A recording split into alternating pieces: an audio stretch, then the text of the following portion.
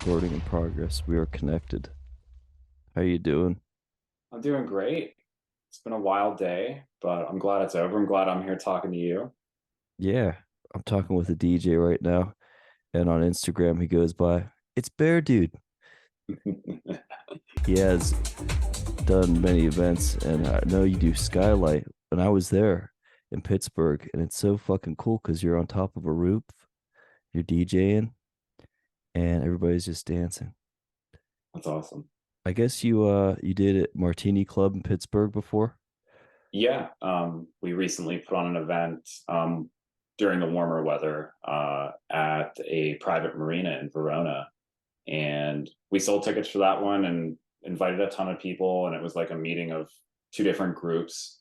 Uh, this group over here, which is like the hardcore Pittsburgh electronic scene, and their supporters, and then you have like Pittsburgh Martini Club, which is young business professionals, and you know, and it was just like it was awesome to see those two social groups meshing together and in unison. Yeah, it's sweet, man.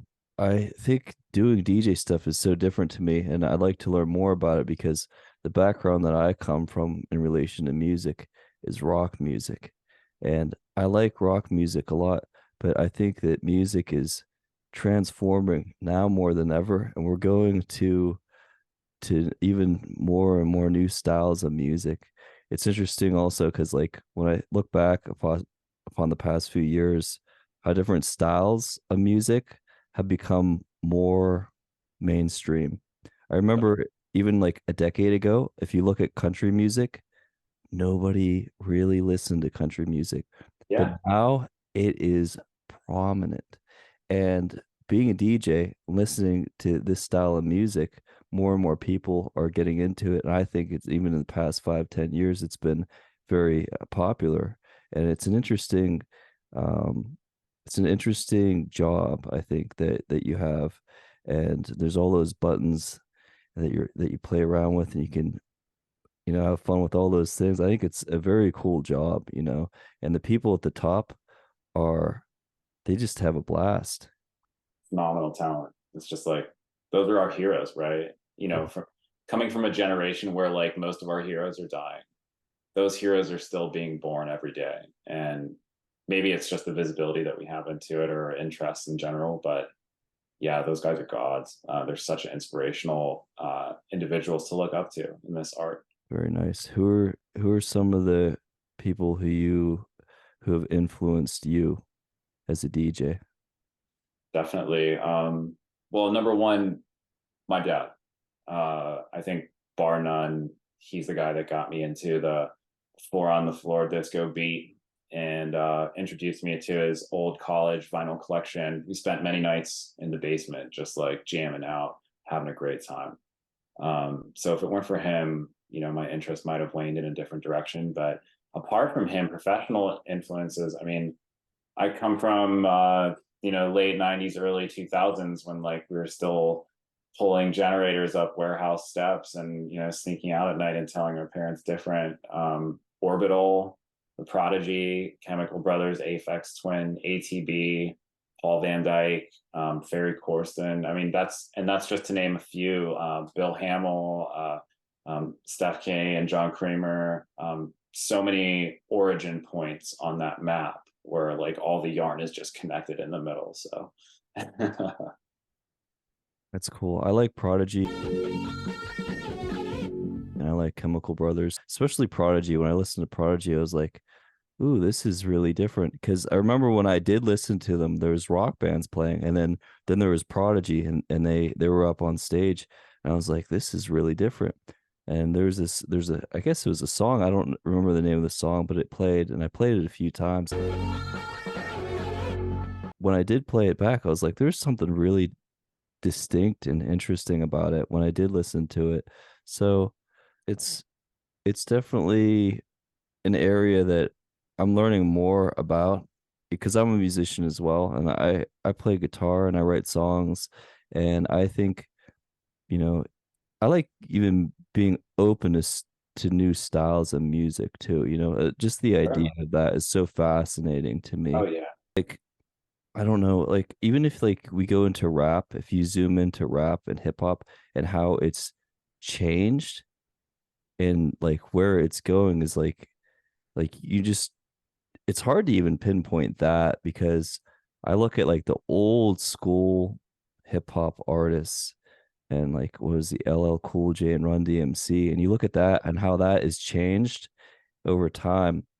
And I feel like there is some evolution in it. I think there's some areas where people really or seem to despise it as well. And the other thing that's really interesting to me is this.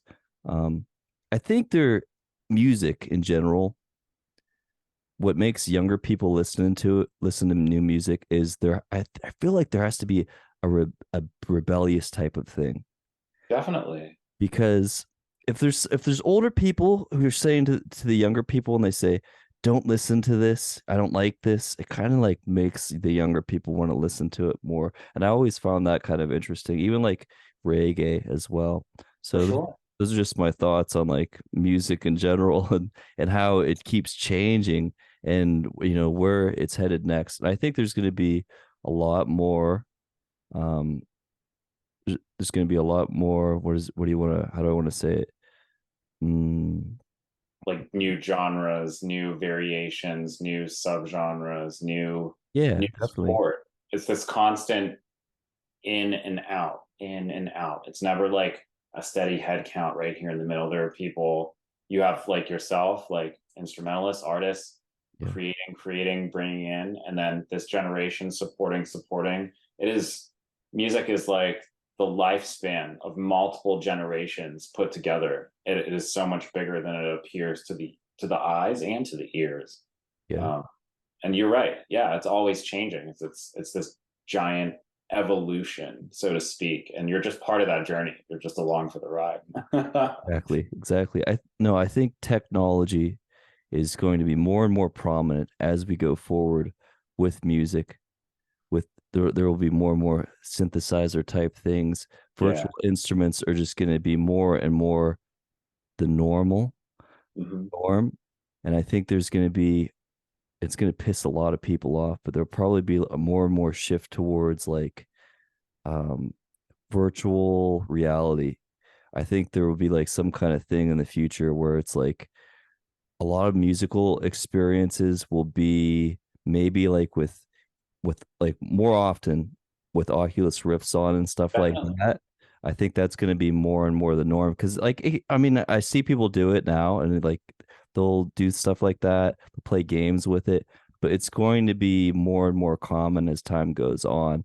Maybe not like a year or two from now, but maybe like in a decade. That's I think probably even most music experiences may even be like maybe even be like a video game. I think Definitely. I could see like DJs DJing in a virtual world where it They looks do.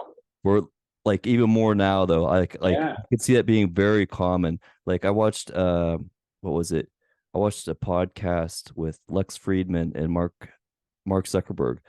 And Friedman was in 3D and so was Zuckerberg. And they looked real. I'm actually almost at a loss of words. This is just so incredible.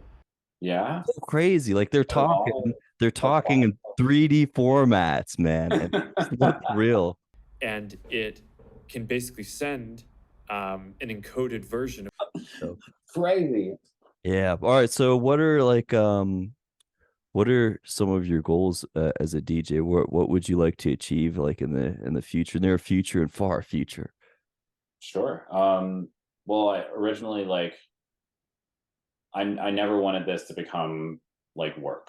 It always needed to be fun for me. It always needed to be accessible, something that I can pour my heart and soul into, but at the right time, at the right place, in the balance of things. Because I mean, like many of us, I mean, we're over the age of 30. Some of us have families, some of us don't. Some of us have obligations. Some of us have careers that we're focused on. So it's becoming more and more difficult to find the time to really do this thing. But it's the passion that really precedes all of this and drives it home for me.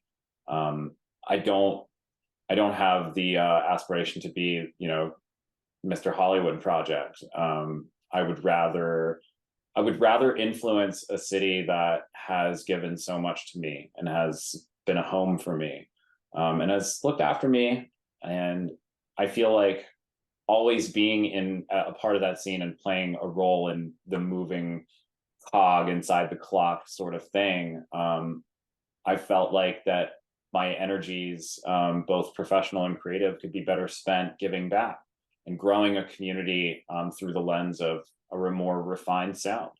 And so we, try to bring that in our events. We try to exemplify that in our interactions with our guests. When I'm not playing, I'm usually out there with everybody else, just cheering the other DJ on, having a great time, but also like sort of not really like asking questions, but just kind of like probing and seeing like what the vibe's like and if people are enjoying themselves, and is there something that we could be doing better that maybe that they're looking for example, or is there an accommodation, or can we do the lights bigger? Like, how does this make you feel? Did you have moment XYZ? And it's so interesting to get those insights because folks are just so wonderfully respectful, so kind.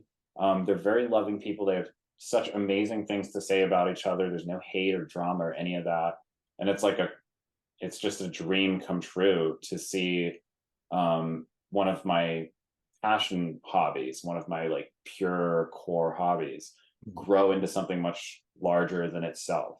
I think being part of that evolution truly helps define that goal for me. So Yeah, it's cool. I really liked when I was up at Skylight. I had a great time up there.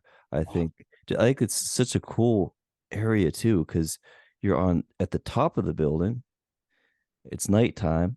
It's fun. You can see all the buildings around you. The music that you have is good, and I like the lighting. And it was really fun time. The only thing I didn't like, unfortunately, is that it rained a little bit, but it didn't rain the whole time. It did kind of simmer down a little bit, but I did have a good time there. I went so awesome. I went to what's that bar called? I think it's called was it called Cabo? I went to there next, and I feel also like music has a healing property to it that not a lot of people really talk about. There and in sometimes in the medical field, people are like shunned away of talking about like they say alternative stuff. But Right. when I listen to music and I like it and I can get just like escape into it, I have a great time. And I don't know, it's like it takes me somewhere else. And if I feel like I'm somewhere else, I feel like I'm free. And if I feel like I'm free, I think there's some healing to it. Yes, I totally agree with you. I mean, maybe I felt like I was the only one doing this when I was younger, but when I would find a song, when you found that like all that hit, Yeah. that big Jenga in your playlist, and you're like, yeah, every time I play that, guaranteed to feel so freaking good this way. And I would lay on the floor of my bedroom with my crappy like $40 computer speakers, which I thought were super badass at the time. They were not. And I would close my eyes and put on that song.